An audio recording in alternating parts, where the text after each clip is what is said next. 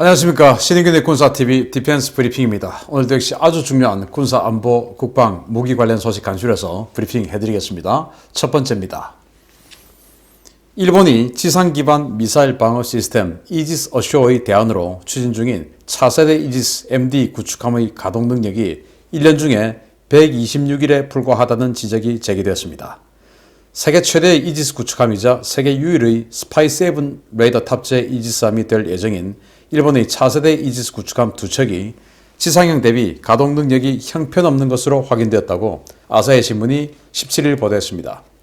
아사히는 방위성 연구 결과 이 신형 이지스 구축함은 미사일 경계 임무에 투입할 수 있는 기간이 이지스 어쇼어의 3분의 1에 불과한 연간 126일인 것으로 드러났으며 방위성은 이 같은 사실을 지난해 11월 인지하고도 외부에 공표하지 않고 은폐했다라고 폭로했습니다.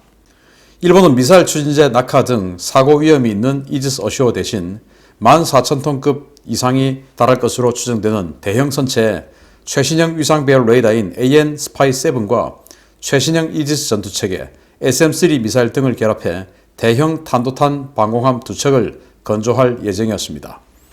이 전투함에 탑재되는 레이더는 상시 가동을 위해 스파이6 레이더 대비 30% 적은 전력 소모량, 3배 이상의 탐색 능력, 1.3배 이상의 탐지 거리 등을 갖춘 것으로 전해졌는데요.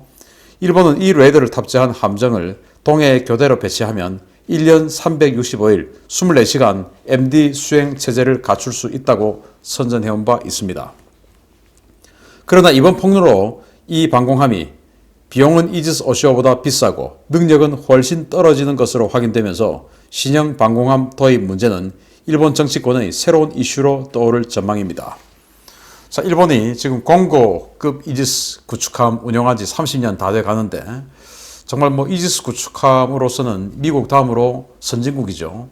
그런 일본이 북한이 탄도미사일 그리고 핵무기를 완성하니까 일본의 안보 때문에 이제는 항상 365일 탄도미사일과 핵무기를 요격할 수 있는 체제를 완비해야 된다라는 이 요구로 일본 지상에 이 이지스 시스템을 이 배에 있는 이 이지스 레이더 이걸 떼서 또 이걸 유도할 수 있는 전투체계를 떼서 그걸 지상에다가 설치해 놓고 그리고 이 탄도미사일 요격하는 SM-3 미사일을 지상에다가 꽂아 놓고 이렇게 해서 지상 배치 이지스 전투체계 방공 시스템을 만들려고 했었죠. 바로 그게 이지스 어쇼어고 그게 지금 폴란드와 루마니아에 배치되어 있습니다.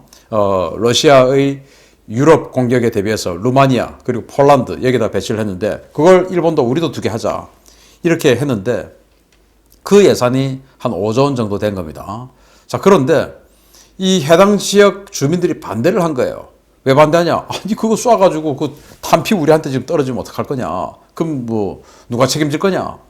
이제 미사일을 쏘게 되면 그 미사일 1단 추진체가 낙하를 하지 않습니까? 그 낙하한 게 지금 이 미사일이 어디로 갈지 모르니까 그게 우리 집 지붕으로 떨어지면 나 죽는데 나 안 된다.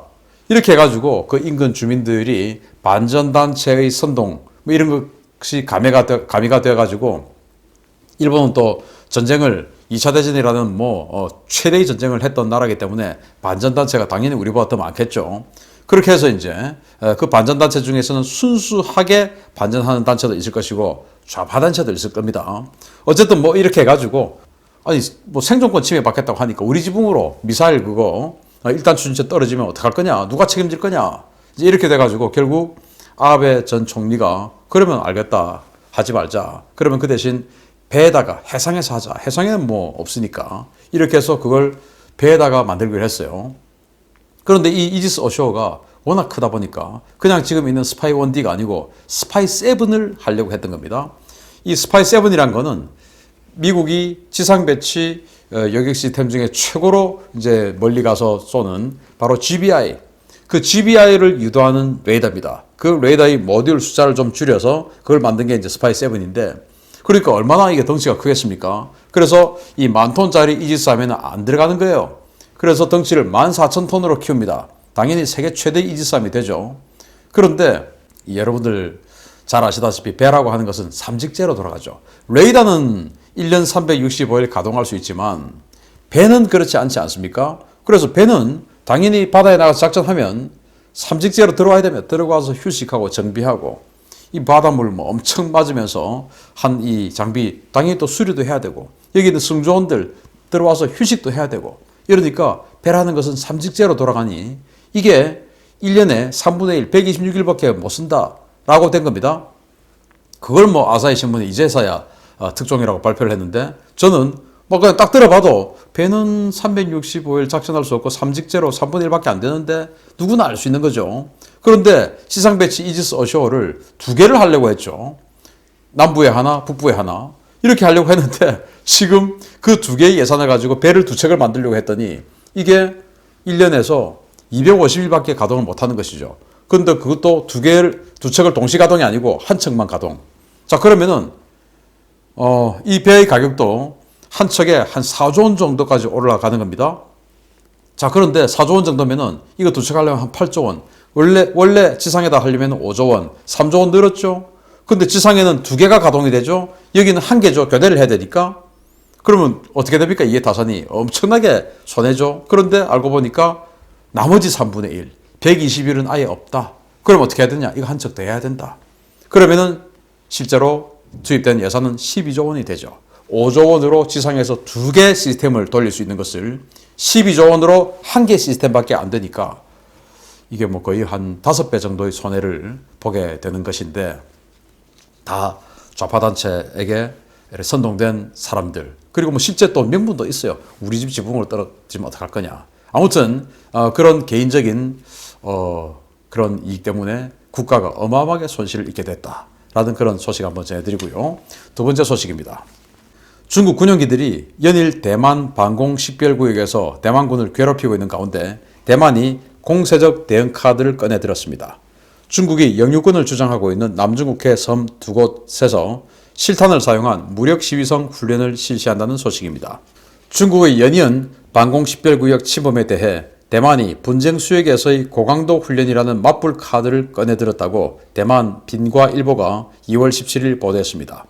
매체는 대만 국방부를 인용해서 대만군이 육해 공군 합동 전력과 해양경찰 전력을 동원해서 프리타스 군도와 스프레틀리 군도에서 3월 1일과 23일에 군사훈련을 실시한다 라고 보도했습니다.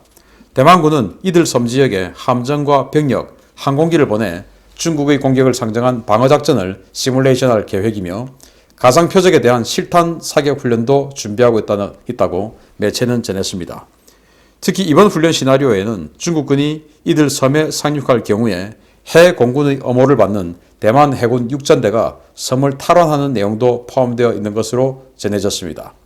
대만이 실탄 훈련을 벌이는 곳은 홍콩 해안에서 약 200km 떨어진 공해상이 포함되어 있는데요. 중국이 실효 지배하고 있는 섬 주변에서 실탄 훈련을 하는 대만, 과연 중국이 어떤 반응을 보일지 지켜봐야 하겠습니다. 야, 대만이 세게 나갑니다. 지금 이 트럼프 시대에 대만은 거의 미국과 군사 동맹 가기 직전 단계까지 갔었죠. 그러다가 바이든이 취임하는 그 상황에서 초청도 받지 못하는 그런 상황이 되어버렸고 트럼프가 계속 재임을 했으면 대만은 유엔에 공식적으로 국가로서 인정을 받는 그런 나라가 될 뻔했습니다. 그래서 이제 여기에 대한 자신감으로 중국이 대만이들 그동안 트럼프 믿고 까불었지 하고는 뭐 대만 방공식별구역으로 연일 전투기, 폭격기, 정찰기를 들여보내서 대만을 계속 자극하고 있는데 대만이 드디어 칼을 빼들었습니다. 실탄 사격 훈련을 하겠다라고 했는데 여기 시나리오를 보면 뺏긴 섬을 탈환하는 것이죠. 자, 그런데 여기에 이제 실제 자기네들이 실효적 지배를 하고 있는 둥사군도도 있지만 스프레틀리 군도 여기는 대만하고 어마어마하게 멀어요. 남사군도 필리핀 앞 아닙니까? 여기까지도 자신들이 우리 섬이다라고 하는데 이건 또 뭐냐? 중국하고 우리하고 뭐 같은 나라니까 중국 니들이 이거 지금 영유권 주장하고 있으니까 우리도 영유권이야. 이제 뭐 그거거든요. 사실 그 좀 명분은 좀 떨어지지만 중국으로부터 우리는 하나의 중국 아니다. 우리는 독립한다. 라고 해놓고 중국이 또 이 실효적 지배를 주장하고 있는 말도 안 되는 영유권을 주장하고 있는 스프레틀리 군도, 즉 남사군도까지 중국 니들이 하니까 우리도 해. 라고 하는 것은 중국으로부터 독립하려고 하는 입장에서는 좀 안 맞죠. 어쨌든 뭐 그럼에도 불구하고 여기에도 함정과 병력을 보내서 탈환 훈련을 하겠다. 탈환 훈련은 뭐냐? 지금 거기 중국이 지금 실효적 지배하고 있으니까 그거 가서 우리 해병대들 보내서 뺏어오는 점령훈련 하겠다. 그 말 아니겠습니까? 자, 실제로 대만이 군함과 항공기들 그리고 해병대들을 보내서 해군 육전대라고 하니까 해병대거든요. 이들을 보내서 이런 군사훈련을 만약에 하게 되면은 중국이 어떤 반응을 보일지, 뭐 이게 혹시 무력 충돌로 이어지지는 않을지, 뭐 그럴 가능성은 아주 미약합니다만은 아무튼 대만이 정말 세게 나가고 있다. 사실 불안할 겁니다. 트럼프가 재선에 성공하지 못하고 트럼프가 재선을 하면은 정말 유엔 국가가 될 뻔했는데 지금 바이든 때문에 불안할 겁니다. 그걸 달래주는 그런 대만 정부의 차원은 아닌가 모르겠는데 큰일은 발생하지 말았으면 좋겠습니다. 대만의 소기의 성과 이루어졌으면 좋겠습니다. 마치겠습니다. 감사합니다.